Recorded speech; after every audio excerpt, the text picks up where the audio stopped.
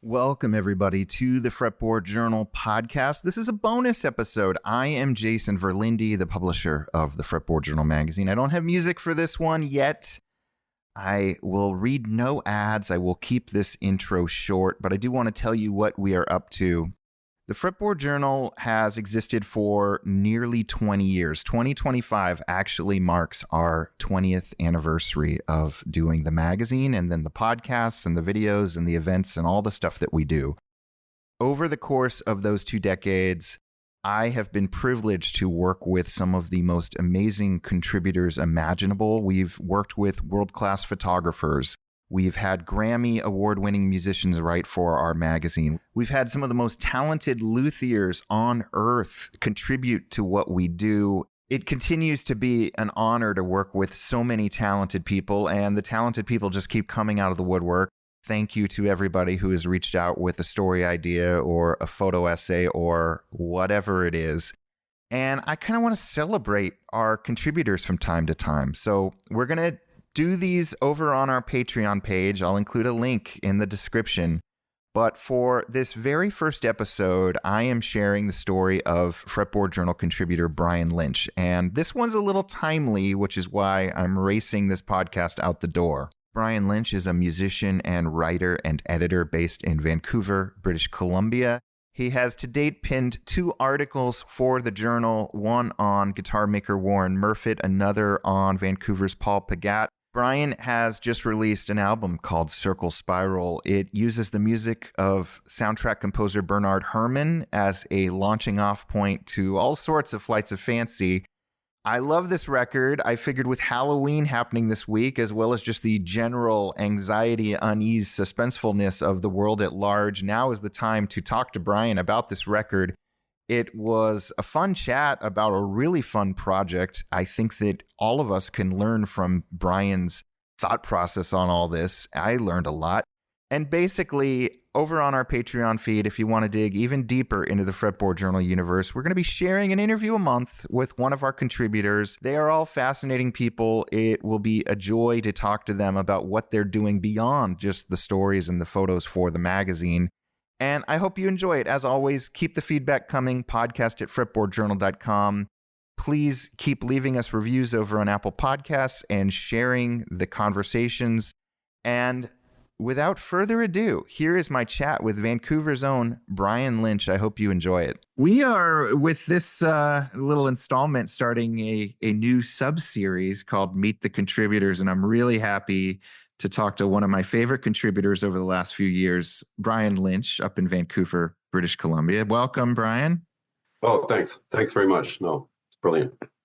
You've done a couple of stories for us over the last few years that we'll get into a little bit. And then the main reason I want to talk to you, and the main reason I'm rushing this before Halloween here, is you've got this incredible record that we'll get way into.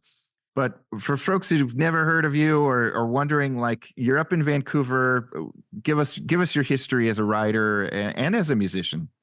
As a writer, as a writer, I'm somebody who didn't go to journalism school. I actually got the very antiquated thing known as an English degree many, many, many years ago. And while I was doing that, I started writing freelance book reviews. And when there was a major daily, I was actually living in Montreal at the time. I'm from here, but I was living in Montreal. And so started putting them out on spec, and they started to get picked up. And so when I moved back here, that was what I was interested in doing. And there was actually a publication here that maybe you've heard of, but it was very famous here for a long time, and it's still alive, but it's called the Georgia Straight, which was our version of the Village Voice, and actually grew up in that same time. It was one of the oldest and one of the largest alt weeklies. So I started writing for them on a freelance basis and then doing editorial work for them. And then I got hired, and I was on staff with them for 15 years, and mostly arts coverage. And eventually I became the books editor. And so I was there through the whole dramatic,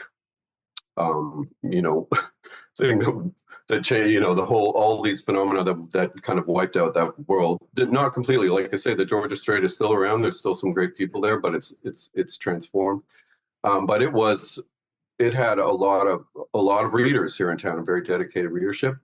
At its height, like, what was that like? Was that like the newsroom we see in the old movies where there were 40 people typing away? Like, how typing big away, was it? lots of chain smoking going? No. I mean, I came in later. But I was there for a part of its peak. No, it was a staff of what, about in the editorial, maybe 15 people. Yeah. But the whole sales staff, it was a fully operational thing. It's a weekly, obviously, had this sort of ritualized weekly turnaround. And our biggest issues, I remember when we were worried that our small issue was, I think it was 96 pages or 88 pages. It's like, what's going on? A big issue would have been over 200 pages. So yeah, it was really exciting. And as the book's editor, I got to interview all sorts of people. I was getting approached by, the publicists for Salman Rushdie, people I really admired. Then I'm talking on the phone to them. It was very surreal for me. As I say, not a trained journalist particularly, but somebody who took all this stuff very seriously. My area, which was books, as I say. So whenever a musician would write a book, I'd generally be on it. So I got to talk to Nick Cave and Richard Hell and Bob Mould and yeah. So I was really sort of fanning out at that point, Yeah. And that was a really wonderful thing. It was a great place to work. There were a lot of really talented people there. But I don't need to go into the kinds of pressures the downward pressures, and that moment where the little black line on the horizon might be actually a tidal wave sort of thing. And eventually I left during the pandemic, actually, and now I'm doing freelance book editing. I mean, by the time I left, I believe this is not an exaggeration, I was one of two book section editors in Canada. Left. Yes. Wow. Every publication had one when I started, and by the time I left, I was one of two. I think the other one might have been the Globe and Mail. I hope that's no exaggeration, but I heard a lot about it from publicists, like, oh, you're one of the last, so yeah, I tried to do my best. Yeah. And now, just for folks wondering, like, the life of a book editor, you're getting like a pretty raw manuscript from an author and polishing it, or is it further along in the process? Yeah, there's obviously different kinds, and some are quite raw, and you're doing substantive editing, which is saying, chapter 3 should be folded into chapter 10. I'll basically do anything down, across to proofing to copy editing. I think there's always that. It's from working at the Strait, really. It's like everybody's responsible for everything at each stage. That sounds disorganized, but it was very organized. But there's still time to improve things, even as they're going up, about to go to press. So yeah. So a lot of them are copy editing jobs, but there are still things to catch and improve there. But yeah, a bunch of it's substantive as well. Yeah, and there's a great scene here, great publishers here. Totally. And you mentioned interviewing some of your music heroes. So obviously you've been, I see guitars in the background. You've been playing guitar. You've been a musician for a while. Okay. Yes. Yeah, the whole time. I'm not sure how to describe that, but I'm sure, as what would be the term, like dedicated amateur or something like that. But I've been playing most of my life, and I think we're legion. I haven't been in bands. I was in one band, but we didn't play out. I jam with friends. I play all the time. So yeah, that's. Yeah, and we were chatting briefly before we hit record. Vancouver, and maybe this is a Canadian thing, is sort of a strange, for being such a global city, it's sort of a strange city for music venues. Like, it feels to me as an outsider who comes up a few times a year, like there are really small venues and then maybe really big venues and not much in between at all. Is that Compared true? to Seattle? Yeah. Yeah. Yeah, I probably don't have a lot of expertise on that. I think it's always been kind of an odd place Yeah.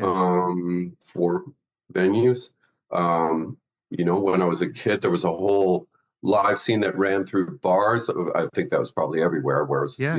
the band's playing all the time. I think something that was very important to me is when I was young, and that's, I think, part of the record, was the early punk scene, and that was all community halls and so forth. But I know what you mean. I've been down to Seattle to see certain shows and just been blown away by the venue. Just like, how is this still here? There's just so much turnover, real estate turnover here. Yeah. These things just get knocked down. That whole sections of the city change in 5 years, and I don't know that it's valued enough, or that it's profitable enough, better than a condo tower. I don't know. Well, good segue to your contributions to the Fretboard Journal. One of them about guitar maker Warren Murfitt, who was in one of those buildings that I felt like was imminently going to be shut down. He's still there. It's still there. Okay. He's still there. Yeah. And he's actually working in that space with Paul Pigat, who's the other guy I wrote about for you, and they're still building incredible stuff. It's one of these sort of untouched little areas. Yeah, it really is. And Warren was selectively picking old wood beams and trimming Telecaster bodies out of them. That's this one here. Well, maybe I shouldn't. I'm pointing at something on my wall. The Telecaster T-style guitar there. That's completely made out of Douglas fir. The whole thing, including the neck, everything. And that's from the build. Yeah. But he also I think he does a ton of salvaging. They have an incredible stock of wood there, I have to say. Yeah. And I'm no expert, but they seem very well. They're on it. And Paul, I think, is a name that hopefully a lot of our listeners know from the world of Gretsch guitars and rockabilly and jazz, and now full-fledged luthier. Yeah. I think when I wrote the piece about him for you, I can't remember how many years back we're going there. Paul was sort of presenting himself. He kind of wouldn't have accepted the term luthier. Like he just kept saying, "Oh, I just take these broken down," and I mean broken down old guitars and turning them into really brilliant things. But now he's building from scratch. He's cutting everything. He's working on acoustics now, as far as I know. Incredible. Yeah, he's an incredible sort of just this walking archive of guitar knowledge. It's really like the history and all the different models, and obviously So he's working both sides of the fence now. I love it. And you don't have to name names, but looking at the Vancouver guitar scene, do you have some future stories for the journal already lined up in your mind? Sure. Yeah. No, I can think of a couple. One in particular, I won't name you, but I guess the way I put it is sometimes I wonder I'm thinking of a couple of people that are doing amazing things, building, and don't even seem to want the press. Yeah. I mean, I haven't asked them straight out, but this is sort of what it's like. They're just doing it for its own sake, but the stuff is incredible, I think. Yeah. All right. Yeah. Well, I'll tell you more about it. Get an email. Convince them, and then I'm easy to convince. Yeah, right. Okay. Yeah. Well, your contributions, both of those were incredible. I can't thank you enough. Thank you. And then last week, you sent me a link to a record you put out, and I'm like looking at the calendar, going, we gotta get this out before Halloween. So here we are. You put out a record, it's on your website, and it's going to be a vinyl It is 45. vinyl, yeah. Yeah, Yeah. limited run. Okay. I'll give you I'll tell everybody the name, Circle/Spiral, and I'm going to let you give the elevator pitch. The elevator pitch. It is what it is. It's a 12-inch 45, about 22 minutes long, made up of 13 tracks that are excerpts, fragments, all guitar instrumentals with some synthesizer, um, all based on the music of the film composer Bernard Herrmann, who composed many. Many. I'm sure many people know who I'm talking about, but composed for most famously for Alfred Hitchcock. But of course, he did Citizen Kane before that, all the way up into the 70s, up to Taxi Driver, which is when he actually, I think he might have passed away the night before the premiere, something like that. By the way, I should say off the top, I'm no scholar of Bernard Herrmann, so any factual stuff I get wrong, I know people, be more than happy to hear I'm wrong. A brilliant musical mind. So yeah, there was a kind of a very roundabout reason that I got into working on that, but that's what it is. And then the other part of it is, so most of it's just me, and maybe a track would have maybe 4 or 5, one of the pieces would have 4 or 5 guitar tracks on it and maybe some synth, but there are also 2 tracks, one with Paul, who's been incredibly sort of generous, and yeah, I can't say enough about his help. And then one with Kevin Bright, who you know as well from Ontario, who's an incredible player. So for someone like me, as I say, someone who's played mostly at home, to suddenly be, to have players like that on. So for instance, Paul did the theme to Psycho, Mm-hmm. and Kevin did the theme to Taxi Driver. And I didn't even have to ask Kevin. It was incredible. Anyway, I can tell you more about that if you like. But This project, I mean, it's so unique, and I should say you've alluded a couple times to your like punk rock past. Like it's got a punk energy to it. Oh wow, that's great. Was this like almost just a mental exercise of like, let's see what we can do with Bernard Herrmann tracks? Or okay. Well, yeah. It started, I think, during the pandemic. I think it really started from a place where a lot of players get to, especially guitar players. You know that thing where you pull a guitar off the wall at a guitar store and you always play a C9. And I was quite stuck. I've been a student of Paul's for many years, and Paul is an incredible teacher for sort of showing you paths forward out of those ruts. But I mean, there's still that muscle memory, and I still sound, that still sounded like Neil Young to myself, which is a great thing. I love all these people, but I think I was just in a spot where my ears could no longer stand what my fingers were doing. Like it just going in circles for me. And so what I did was I thought maybe I should try to emulate things that don't involve the guitar at all. And I remembered an interview I'd heard with Richard Thompson a few years before that, or I can't remember when. And somebody asked him, which bands, which guitarists do you listen to? And he said, I don't really right now. I mostly listen to classical music. And they said, why? And he said, it just forces you to do different things as a player. So that came across my mind.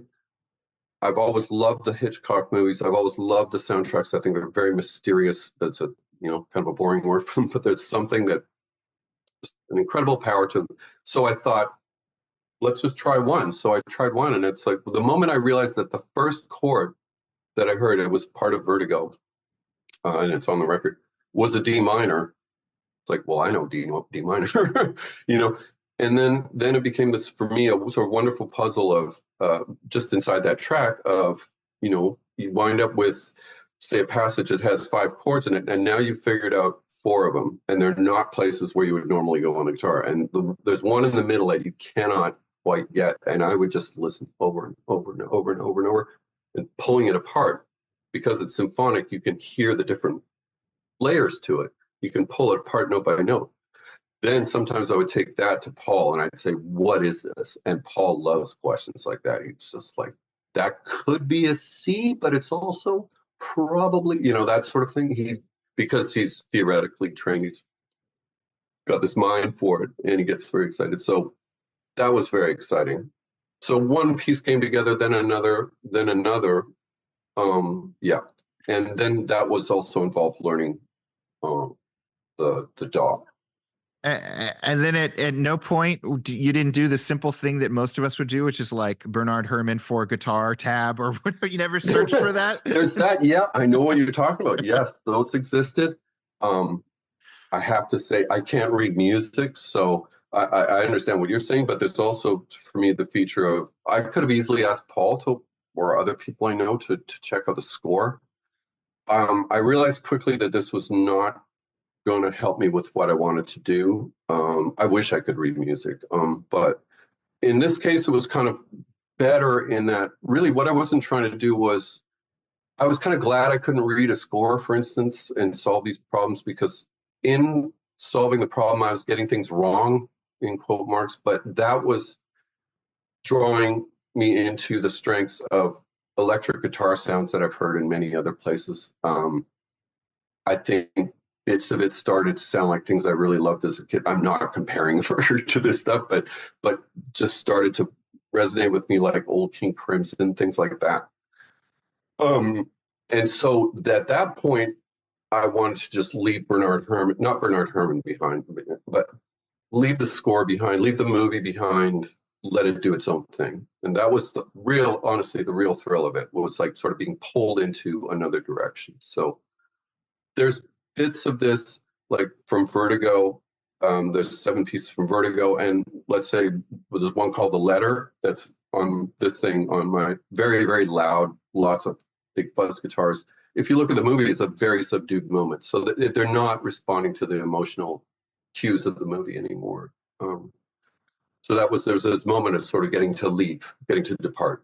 So the score would have kept you there, or Bernard Herrmann for guitar tab would have kept you there, right? So yeah. What you're opening the DAW? Are you playing direct into a computer, or are you recording this through an amp? Okay.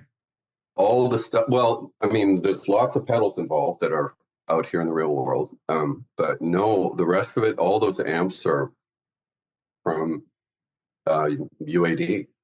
Amazing. Yeah. Well, I would personally have loved to have mic'd amps, but my wife would have killed me. Yeah, you live in Vancouver. You got neighbors. Yeah. What? How many layers deep did you go? Like, what track has like the most guitar parts on it? It has the most guitar parts on it. Might be the one with Kevin, Taxi Driver. I would say yes, probably. That's laid on pretty thick. How many? How many?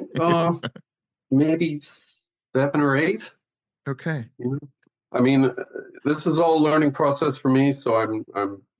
There's people who know this in their bones, but I had to learn it. It's like you start layering on too many, and it starts to get weirdly quieter and more smothered, and sometimes 2 is much more present than 4. Mm-hmm. I mean, it's such a cool mental exercise. Did you start to like, I don't know how spread out this recording session was, or how deep you went, or if you went down this like crazy, dark abyss of Bernard Herrmann, but did you start to think almost like a conductor, where it's like, okay, now I need like the timpani on guitar. Now I need, okay. Yes. Well, I mean, I won't, the title conductor, but yes, absolutely. And started to be able to, in a weird way, guess what he was going to do. So if I ran into a problem of the kind that I was describing for the first time I did this, by the time I was doing the 7th or 8th one, like, I know he's going to go down by, a minor third. Right. And yes. And then referring to the recordings, and you can hear that there's a moment where there's a certain drama in percussion or whatever, and deciding how to make that out of guitar, or there's a Microfreak synth as well, Arturia Microfreak synth. Do you know the Arturia synthesized? Oh, they're fantastic. Okay. This is not keyboard journalism, but yeah, it's a wonderful synthesizer about that big, $400, incredible device. So yeah, I allowed myself to use that too. Is that something that you had played with a lot before this project? No. Just went down to Exile and bought it, and that's where I did buy it, at Exile. But I knew I needed. I mean, yeah, it's one of those. I can't recommend doing something like this highly enough. In that, I had messed around with recording before, but until you have a set of problems that you need to solve, then it's much harder to learn. So the synth was for what I realized eventually was called an arpeggiator, but I spent a whole 2 or 3 days thinking it was a sequence. Like I needed a repeating set of notes to happen, an arpeggio. But until I had that problem, I could hear in my head sort of what I wanted it to sound like, and that was the solution. But I had to learn the solution. So I learned a lot, and I've forgotten a whole bunch. Again, I wouldn't know how to program that thing now. What a cool exercise. I mean, did this start out as like you just wanted to crack the code on one of these, and then you're like, well, I might as well do 12 or 13? Yeah, then it was going to be Vertigo. I just kept listening to that soundtrack over and over. It started with part of Vertigo, and kept listening to the soundtrack in the car, and that would work on guitar, and that would work on guitar. And then starting to get ideas, like I say, there's one from North by Northwest that it's got nothing to do with, obviously, with what it sounds like on the record, but sort of like, oh, that could be kind of an English folky sounding thing, but it's obviously not in North by Northwest. So that sort of thing. So yeah, it's sort of chasing something along that way. So cool. And how many guitars did you use? I mean, I know you did the multiple guitar tracks, but was it 1 or 2 guitars, or a whole bunch of 2? No, probably a couple of Telecasters, a Jazzmaster, and an old Gretsch guitar that I have that's been completely modded out by a previous owner, but they did a really nice job. Yeah.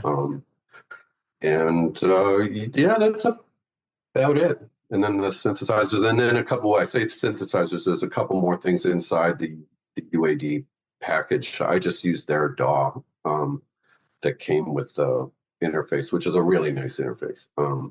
And they have a couple of emulations of synths in there, and strings, things like that. But I didn't want it to sound like the soundtrack, Sure. What a fun project. I'm in awe. How long did it take you? A long time. And how did you know when you were done? Because you could just keep layering and layering. That was actually Kevin Bright, I have to say, who's an amazing guy.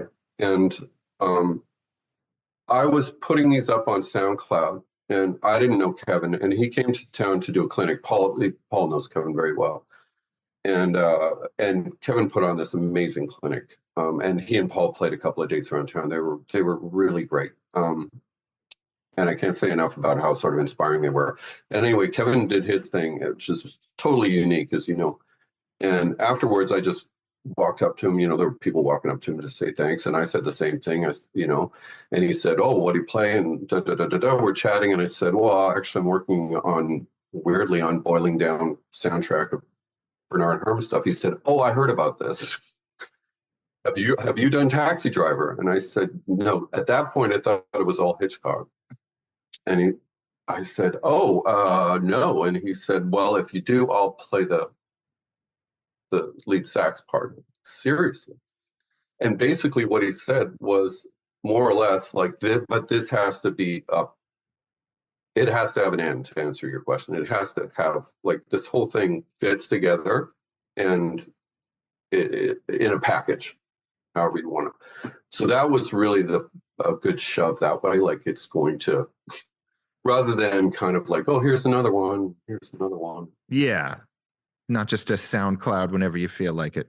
Yeah. So then I really buckled down. Yeah. What did he use to capture that horn line? Oh, I think it was the Yanisiello, if I'm pronouncing that Yeah. properly. Yeah. The good, I think it was. Um, Obviously the slide playing, which he's incredible at, and I mean nobody sounds like Kevin. He sounds like One of a kind. oh Yeah. yeah, and I'm pretty sure he might be amp. I didn't ask him, but the reason I say that is Paul thought tonally when he heard it and when I played him Kevin's thing. Yeah, I can't remember what amp it was, but it's a setup that he uses. But for me, this is an incredible thing, sending, when he asked me to put that together, I'm like, oh yeah, I can do that. And it's like, no, I can't. And, I spent quite a while putting that together and then sending it off to him. And then he sends it back and it's like, crap, this is happening. That's so cool. So, yeah, it was very exciting. Very exciting. So you went from posting track at a time on a SoundCloud to, I see all the tracks on your website, which I'll include a link to. Oh, do they exist anywhere else? Like to just what they stream? doing at the moment? I love that website. A friend of mine built that for me. I'm trying to figure out where they should go next. I'm not sure. I have tried very hard to, not very, I have tried, I've made a sincere effort to inquire about rights clearance for this kind of thing. Oh, sure. Yeah, I hadn't thought of that. Still working on that. More problem solving for you to figure out. The world of royalties. Yeah, I've happily paid them. Happily. I mean, so yeah. Oh, well, it's so cool. And I hope everybody listening to this goes and checks it out. And then you've got vinyl on the way or already printed? No, it's here. Yeah, it's here. Yeah. How many did you press? 100. 100. Yeah. Yep. But they're in the stores along the road here. So I think one of the stores, Red Cat, they ship them. So yeah. I was gonna say, yeah, you can't even order it off your site. You're really hard to make money. No, that's my own and lack of business savvy or whatever, or ability. But you can definitely contact me on that site, and I will definitely send you one if you would like one. Absolutely, happily. Yeah. So cool. Thanks. I love Fretboard Journal contributors because everybody's got some, nobody works for the Fretboard Journal full time, but everybody's really creative and has something interesting going on in the wings. And this is a case in point of, I thought of you as a writer and editor, and then you're like, I'm making the music of Bernard Herrmann in my bedroom, and like. Yeah. Well, I mean, it's if you told me this was going to happen 5 years ago, I wouldn't have believed you. So it's one of those things that just, if you stick with it, it just takes its own shape. So. And now that you have this newfound knowledge, thanks to the pandemic and your own curiosity, and you know how to use a synth, and at least how to use the one DAW, are you gonna did this open the floodgates to new styles of playing and maybe future projects? Oh yeah. Well, I mean, my playing at home, sitting there in front of the TV, like I say, We Are Legion, has definitely changed. And that's a lot through Paul too, but it was through this process that really stuck for me. And then, I'm working on some new stuff now I'm actually doing the same kind of approach to Eric Satie at the moment. We'll see how that works. There's a couple of them, one of which I quite liked, but I've also I feel like I want to go back to Bernard Herrmann. He wrote a lot, so I'll probably try and go back to him. I love it. Thank you. Thanks again, Brian, for being a part of the Fretboard Journal family. Hopefully we'll drag you to Chicago next year. Oh, I can't wait. And I'm really grateful for the whole experience with Fretboard Journal. I really am. Thanks. Genuinely. Get the live Bernard Herrmann set in Chicago. It could, people ask me that, and I said it could be done, but oh my God. Yeah, I don't think I could pull it off. No. All right. Yeah. Well, thank you so much. Thank you, Jason. It's a great record. Thank you. All right. It's me, Jason, again. Thank you, Brian, for sharing your recording process and how this record came to be. I'll include a link to Circle Spiral in the show notes. It's on Bandcamp now. And like I said, once a month over on our Patreon, we'll be interviewing the contributors to the Fretboard Journal, some of the most amazing, hardworking, creative people around. They are the fabric of this magazine and the podcast and all that we do. And I look forward to celebrating all their crazy projects with you all. Till next time, thanks for listening.